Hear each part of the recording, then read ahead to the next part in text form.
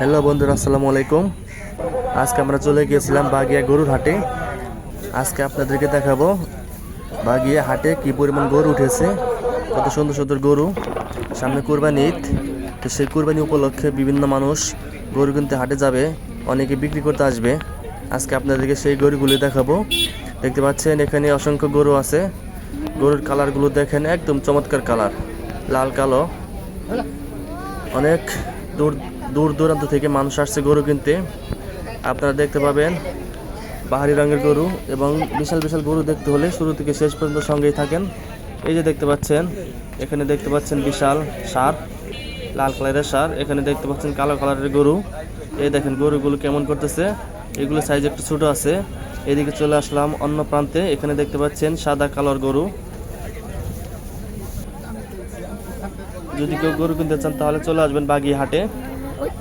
এখানে অতি সুলভ মূল্যে গরু কিনতে পাওয়া যায়। আমরা দেখতে পাচ্ছি এখানে একটা গরু দামাদামি হচ্ছে।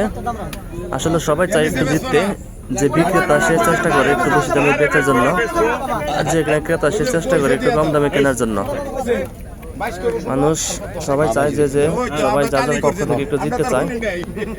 দেখতে পাচ্ছি দামাদামি হচ্ছে, হয়তো বা বিক্রেতা দিয়ে দিবে। আসলে কোরবানি হাটে অনেকক্ষণ হেঁটে বা ঘুরে ফিরে যা দেখতে পেলাম, যে গরুর দাম কেনা 1 থেকে 1 লক্ষ থেকে 1,30,000-1,40,000, এই গরুগুলো একটু বেশি বিক্রি হয়। এত লম্বা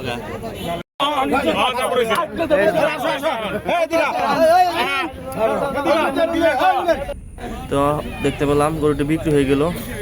এদিকে আবার আমরা চলে আসলাম। দেখতে পাচ্ছি এখানে লাল কালারের ষাঁড় দেখতে পাচ্ছি আমরা। এদিকে অসংখ্য গরু, বিভিন্ন আইটেমের গরু আছে এখানে। থাকতে পারে কিন্তু সুন্দর যাবে। বেশিরভাগই বাগিয়া হাটে যে লক্ষ্য করলাম, দেশি ষাঁড়গুলো বেশি। অন্যান্য হাটে দেখতে পাচ্ছি আমরা বিভিন্ন রকমের গরু থাকে। সম্ভবত এই গরুটি বিক্রি হয়ে গেল, তো এটা এখন হাসিল করানোর জন্য স্টেজে নিয়ে যাওয়া হচ্ছে। সুন্দর একটি গরু, একদম দেখার মতো একটি গরু।